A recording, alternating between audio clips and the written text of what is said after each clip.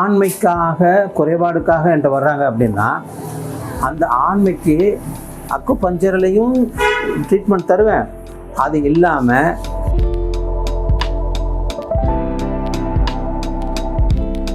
தோல் நோய்க்கு வந்திருக்கும்போது அவளுக்கு வந்து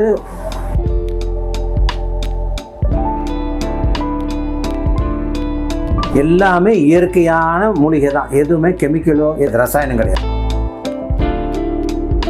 அதிகமாக பெண்களுக்கு தான் தைராய்டு இருக்குது ஆண்களை விட.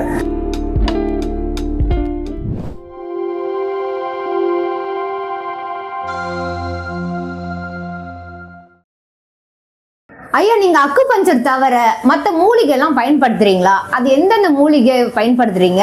அது எந்த மாதிரி நோய்க்கெல்லாம் பயன்படுத்துறீங்க? அது மூலமா உங்களுக்கு வந்து நோய்கள் வந்து மக்களுக்கு குணமாயிருக்கா? அதை பற்றி கொஞ்சம் தெளிவா விளக்குங்க ஐயா. இப்போ வந்து ஆண்மைக்காக குறைபாடுக்காக என்கிட்ட வர்றாங்க அப்படின்னா அந்த ஆண்மைக்கு அக்குபஞ்சர்லையும் ட்ரீட்மெண்ட் தருவேன். அது இல்லாமல் நிலப்பனங்கிழங்கு, பூமி சக்கரக்கிழங்கு, பூனைக்காளிக்கிழங்கு, சதாவேரி, சாலாமிஸ்ரி இந்த மாதிரி கொண்டு லேகியமும் செஞ்சு அவங்களுக்கு கொடுப்பேன். அதிலே எங்களுக்கு லேகியம் வேணாம், எங்களுக்கு சர்க்கரை நோய் இருக்குது அப்படின்னு சொல்கிறவங்களுக்கு அதே இதை சூரணமாகவும் கொடுப்பேன். எங்களுக்கு சூரம் வேணாம், நான் அடிக்கடி இந்த மாதிரிலாம் எடுத்து சாப்பிட்டுக்க முடியாதுங்க, அவங்க கேப்சல் ரூபத்திலையும் கொடுப்பேன். இந்த ஆண்மை சம்மந்தப்பட்டதுக்கு இப்பட்ட மூலிகையை கொண்டு தயாரிக்கிறேன். இன்னும் இதில் வந்து 37 மூலிகைகள் சேருது. அதனால் இது குறிப்பாக சில விஷயங்களை சொன்னேன். இதே மாதிரி வந்து தோல் நோய்க்கு வந்திருக்கும்போது அவளுக்கு வந்து குப்பைமேனி இலை, மஞ்சள், அப்புறம் கல் உப்பு, வேப்ப இது இல்லாமல் இன்னும் வந்து அதில் வந்து மருந்தப்பட்ட ஒரு 8-7 மூலிகைகள் சேர்த்து தோல் நோய்க்கு நான் பண்ணி கொடுக்குறேன். அது கேப்சூல் ரூபத்திலையும் பொடியாகவும் பண்ணி கொடுக்குறேன். இது இல்லாமல் வேறு நோய்களுக்கு என்ன நோய்களுக்கு வந்தாலும் அவர்களுக்கு என்ன நோயோ அந்த நோய்க்கு தகுந்த மாதிரி அந்த மூலிகைகளை நம்ம தயார் பண்ணி அதை சேர்த்து நம்ம கொடுப்போம். குறிப்பாக வந்து எல்லாமே இயற்கையான மூலிகை தான், எதுவுமே கெமிக்கலோ எதுவுமே இது கிடையாது, ரசாயனம் கிடையாது. இப்போ உதாரணத்துக்கு தோல் நோய் வந்தாங்க அப்படின்னா தோலில் வந்து இரு சாராருக்கும் வரும் தோல் நோய், ஆணுக்கும் வருது பெண்ணுக்கும் வருது. அந்த தோல் நோய்க்கு வந்து சில கோர்ஸுகள் இருக்குது. அதாவது 48 நாள் ஒரு மண்டலம் சாப்பிட்டா சில பேர்களுக்கு குணமாயிடும், சில பேர்களுக்கு 2 மண்டலம் சாப்பிடக்கூடிய சூழ்நிலை வரும். அந்த தோல் நோய் வரும்போது அவர்கள் கடுமையான பத்தியம் இருக்கணும். ஏன்னா தோல் நோய்க்கு பத்தியம் மிக முக்கியம். அது இரத்தத்தை சுத்தப்படுத்தி தான் அந்த தோல் நோய் குணமாகும். அதனால் பத்தியம் இருக்கிறது அவசியம். இந்த நான்வெஜ்ஜு சாப்பிடக்கூடாது, அப்புறம் வந்து அரிப்பு எடுக்கக்கூடிய காய்கறிகளை சாப்பிடக்கூடாது, கரப்பா வஸ்துக்களை சாப்பிடக்கூடாது. தோல் நோய்களுக்கு வர்றதுக்கு காரணம் சுற்றி சூழ்நிலையும் அவருக்கு சாப்பிடக்கூடிய உணவும் தான்.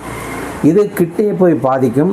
கிட்னி அசுத்தம் அடையும் போது மேலே தோலை வந்து அது நோயாக பரவி வெளியில் வரும். இதுக்கான ஒரு நல்ல மருந்துகள் அவர்கள் 2 மண்டலம் 3 மண்டலம் அவங்க நோய்க்கு தகுந்த மாதிரி சாப்பிட வேண்டியது வரும். அந்த மருந்துகள் எல்லாமே வந்து பல மூலிகை, 1-2 இல்லை, அதில் வந்து 8-10 மூலிகைகளாகவும் இதில் பஸ்பங்களும் செந்துரங்களும் சேர வேண்டியது இருக்கும். அதெல்லாம் நாங்கள் தயார் பண்ணி வச்சுருப்போம். பஸ்பங்கள் செந்துரங்கள் அதையும் நான் போடுவோம். அந்த மாதிரி வந்து சேரும்போது அந்த நோய்கள் படிப்படியாக குணமாயிடும். தோல் வியாதிக்கு வந்து வெட்பாலை ரொம்ப முக்கியம், குப்பைமேனி இலை ரொம்ப முக்கியம், வேப்பலை முக்கியம், மஞ்சள் முக்கியம். அது இல்லாமல் மிளகு அதில் சேர்ப்போம். இதுகளெல்லாம் சேர்த்து எண்ணெயாகவும் காய்ச்சுவோம், களிம்பாகவும் அதை அரைச்சி களிம்பாகவும் ஆக்குவோம், அல்லது பவுடராக சூரணமாகவும் ஆக்கி மக்களுக்கு கொடுப்போம். இது தோல் வியாதி. ப்ளஸ்ஸு அவங்க வந்து பத்தியத்தை கடைப்பிடிக்கணும். இது தோல் வியாதி. தைராய்டில் 2 வகை இருக்குது. ஒன்று ஹைப்பர் இருக்குது, ஒன்று ஹைப்போ இருக்குது. இது ஹைப்போ தைராய்டு யாருக்கு இருக்கோ அவர்களுக்கு வந்து உடம்பு பெருக்கும், உடம்பு சதை போடும். ஹைப்பர் இருக்கிறவங்களுக்கு உடம்பு குறைக்கும். இது 2க்குமே மருந்து இருக்குது. இந்த 2ம் வந்து எப்படின்னா நாங்கள் வந்து கஷாய ரூபத்தில் காய்ச்சி கொடுப்போம். மூலிகையில் போட்டு கஷாய ரூபத்தில் காய்ச்சி கொடுப்போம். இந்த கஷாயங்கள் வந்து எப்படின்னா அதிகமாக பெண்களுக்கு தான் தைராய்டு இருக்குது, ஆண்களை விட பெண்களுக்கு தான் தைராய்டு இருக்குது. அவளுக்கு தான் அதிகமாக வர்றாங்க தைராய்டுக்காக வேண்டி. கஷாயங்கள் ரூபத்தில் அவங்களுக்கு நான் கொடுப்போம். இதை சாப்பிடும்போது இந்த தைராய்டு இருக்கிறவங்களுக்குள்ள அறிகுறிகள்னா சோர்வு ஏற்படும், உடம்பு எலும்புகள் இல்லாமல் வலிக்கும், கோபம் அதிகமாகும், அடிக்கடி படுக்கணும்னு தோணும், வேலை செய்ய தோணாது, ஆர்வம் இருக்காது. இதெல்லாம் வந்து தைராய்டுடைய சிம்டம்ஸு. அவர்களுக்கு நம்ம இந்த தைராய்டுடைய கஷாயத்தை கொடுப்போம்.